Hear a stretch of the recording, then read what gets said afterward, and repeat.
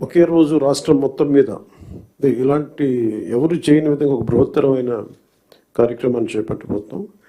ఒకే రోజు రాష్ట్రం మొత్తం మీద 13,326 గ్రామ పంచాయతీల్లో ఉపాధి హామీ పథకానికి సంబంధించి రాష్ట్ర చరిత్రలో ఇప్పటివరకు ఎవరు చేయని విధంగా చిత్తశుద్ధితో గ్రామ సభలను ఏర్పాటు చేసి గ్రామ సభ రెజల్యూషన్స్ చేయడం జరుగుతుంది.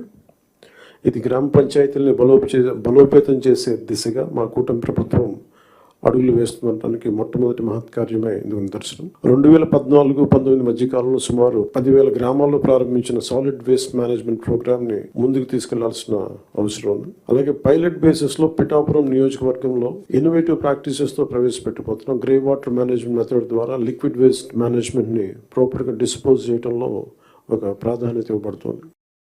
స్వచ్ఛ భారత్ మిషన్ మరియు ఇతర కార్యక్రమాల కింద నిర్మించిన ఇండివిజువల్ హౌస్ హోల్డ్ టాయిలెట్స్ని